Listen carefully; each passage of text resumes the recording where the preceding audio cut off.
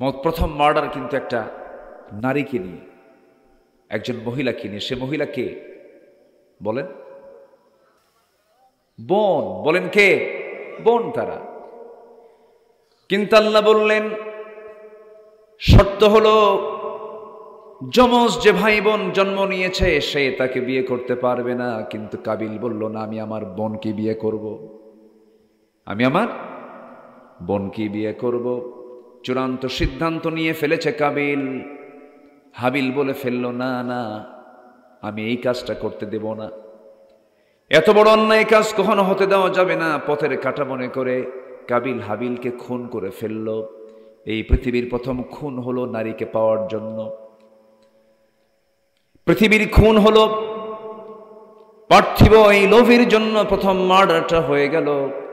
আমার বন্ধুগণ, আজ পর্যন্ত যত খুন হয় এবং খুন হবে, সমস্ত খুনের একটা গুনার অংশ ওই কাবিলের আমল নামায় চলে যাবে, কারণ সে সিলসিলা জারি করেছে। কি কথা কি বুঝতেছেন আপনারা? সিলসিলা জারি করেছে। আমার বন্ধুগণ, ওই যে শরিয়া আদম আলাইহিস সালামের সময় যে শরিয়াটা ছিল, আমার নবীর সময় সেই শরিয়াই ছিল, শুধু পদ্ধতি একটু ভিন্ন হয়ে গেছে, তবে কালিমা কিন্তু সবার এক। আদমের কালিমা হলো লা ইলাহা ইল্লাল্লাহু আদামু সফিয়ুল্লাহ, লা ইলাহা ইল্লাল্লাহু ইব্রাহিমু খলিলুল্লাহ, লা ইলাহা ইল্লাল্লাহু মুসা কালিমুল্লাহ, লা ইলাহা ইল্লাল্লাহু ঈসা রূহুল্লাহ। জবান খুলে বলুন, লা ইলাহা ইল্লাল্লাহু মুহাম্মাদুর রাসূলুল্লাহ সাল্লাল্লাহু আলাইহি ওয়াসাল্লাম। সকল নবীর কালিমা দুই না এক? আসতে দুই না এক? কালিমা কি দুর্বল কিছু? কিন্তু আমরা দুর্বল বানায় ফেলেছি। কত ভাগ আমাদের। দরবার, এক দরবার কয়, ওটা তো কোনো দরবারই না। একজন কয় নাভিতে হাত বাঁধা যাবে না, আরেকজন কয় বুকে হাত বাঁধা যাবে না। এখন দুই দিকে দুই ফতুয়া। সলিমুদ্দি এখন নামাজ পড়তে না, হাত রাখবে কোথায়? নাভিতেও হাত বাঁধা যাবে না, বুকেও হাত বাঁধা যাবে না। আমরা টেনে টেনে কোথায় নিয়ে গেছি ইসলামকে। শেষ পর্যন্ত সলিমুদ্দিন এখন নামাজ পড়তে নিয়ে এখন হাত রাখার জায়গা পায় না। দুটাই তো হারাম। আল্লাহু আকবার কপালে। কোথায় নিয়ে গেছে? কপালে। আজকে যদি এক কালিমা লালন করে, এক কালিমার পতাকা তলে যদি আবদ্ধ হতাম, ফিলিস্তিনকে আজকে ধরার সাহস পেত না পশ্চিমারা। মাত্র 1 কোটি ইহুদি, 200 কোটি মুসলমান যে পৃথিবীতে বসবাস করে, মাত্র 1 কোটি 20 লক্ষ ইহুদি, এদের মোট সংখ্যা এরকম হবে।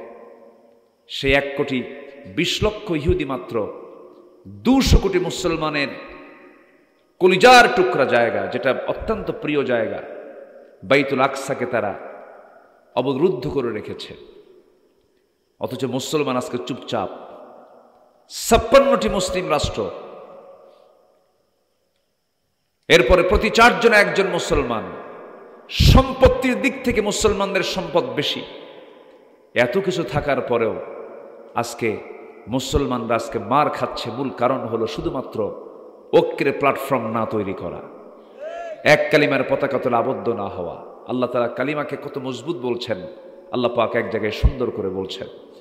আল্লাহ রাব্বুল আলামিন বলেন, আলম তারা কাইফা দারাবাল্লাহু মাসালান কালিমাতান তাইয়িবাতান কাশাজারাতিন তাইয়িবাহ আসলুহা সাবিতু ওয়া ফারউহা ফিস সামা। জোরে বলুন আল্লাহু আকবার। কালিমা তাইয়িবা হলো একটা মজবুত বৃক্ষের মতো। তাফসীর এসেছে মজবুত বৃক্ষ বলতে খেজুর গাছকে বোঝানো হয়েছে। আইলা হয়ে যায়, এর এলাকা আইলা হয়েছে না? আইলা হয়ে যায়, সিডর হয়ে যায়, ফণি হয়ে যায়, সব বাতাসে উঠতে থাকে, কিন্তু খেজুর গাছ এক পায়ে দাঁড়িয়ে থাকে। আমি কি ভুল বললাম? গাছের মধ্যে কোন গাছ মজবুত বলেন তো? খেজুর গাছ। খেজুর গাছের ডালপালাও বিস্তৃত, আবার গোড়াটাও প্রচুর শক্ত। কালিমা তাইয়্যিবার ভিতটা হলো প্রচুর বিস্তৃত, মজবুত। আল্লাহ রাব্বুল আলামিন বলছেন, সেই কালিমাকে লালন করো, সেই কালিমাকে বুকে ধারণ করে তোমরা সামনের দিকে এগিয়ে চলো। তোমরা যদি 20 জন ইমানদার হতে পারো, তোমরা 200 জনকে তোমরা হারায়া দিতে পারবা। জোরে কোন সুবহানাল্লাহ। ইয়াকুম মিনকুম 20 সাবিরুন ইয়াগলিবু মিআতাইন। জোরে বলুন আল্লাহু আকবার। তোমরা যদি 20 জন ধৈর্যশীল ইমানদার হও, 200 জনকে তোমরা হারায়া দিবা। আমাদের দেশের জনসংখ্যা হলো 20 কোটি, পার্শ্ববর্তী দেশে আছে হলো 200 কোটি। বলেন তো আয়াতের সাথে সংখ্যার মিল আছে না? আজ থেকে মিল আছে না নাই বলেন? ওরা আমাদের প্রিয় জায়গা মসজিদকে ভেঙ্গে টুকরা টুকরা করছে। আমরা কোনো মন্দিরে আঘাত করেছি? মন্দিরে আঘাত করেছি? আমার দেশের কোনো হিন্দুর বাড়িতে আমরা আক্রমণ করেছি? ইসলাম এগুলো মানা করে দিয়েছে। আপনি জানেন ইন্ডিয়ার বহু জায়গায় আজান নিষিদ্ধ, অথচ ইন্ডিয়া শাসন করেছে একটানা 800 বছর মুসলমানেরা। তাদের শাসন তো 60-65 বছর, একটানা শাসন করেছে মুসলমান সেই ইন্ডিয়া। তাজমহল কাদের, কুতুব মিনার কাদের, যত স্থাপত্য এখন প্রেজেন্ট ভারতে আছে সব মুসলমানদের হাতে গড়া। সেই মুসলমানদেরকে আজকে জুলুম করা হচ্ছে। তবে টুডে অ্যান্ড টুমরো ওরা যদিও একসময় পিণ্ডির দ্বারা আমরা আক্রান্ত ছিলাম, আমাদের প্রতি জুলুম করা হয়েছিল, আমরা স্বাধীন হয়েছি, কিন্তু এরপরেও পাকিস্তান তারা কি অমুসলিম না মুসলিম? বলেন অমুসলিম না মুসলিম? সেই দেশের ব্যাপারে ইন্ডিয়া বলেছে পাকিস্তানকে গাজার মতো বানানো হবে। তারা যদি এই জাতীয় মন্তব্য কোনো মুসলিম কান্ট্রিকে নিয়ে করে, আমরা আমাদের মন্তব্য করতে চাই, পৃথিবীর মানচিত্র থেকে ভারত নাম মুছে যাবে। সেই ক্ষেত্র তৈরি হচ্ছে। জোরে বলি ইনশাআল্লাহ, আর জোরে বলি ইনশাআল্লাহ। তৈরি হচ্ছে। আমাকে সময় দেবেন তো নাকি আপনারা? না কোনো কষ্ট হচ্ছে আপনাদের? আলহামদুলিল্লাহ। ফজরের আগ পর্যন্ত এ তো জানাজার চিন্তা দেখতেছে আপনাদের। আগামীকালকে আমার যে মাহফিলের শিডিউলটা সেটা হলো বেশি দূরে না, মাত্র কক্সবাজার। ঠিক আছে না? তবে একটু সমস্যা হচ্ছে প্রোগ্রামটা নিয়ে। আবহাওয়ার চরম বৈরী আবহাওয়া, ওটা তো সমুদ্র বেষ্টিত অঞ্চল।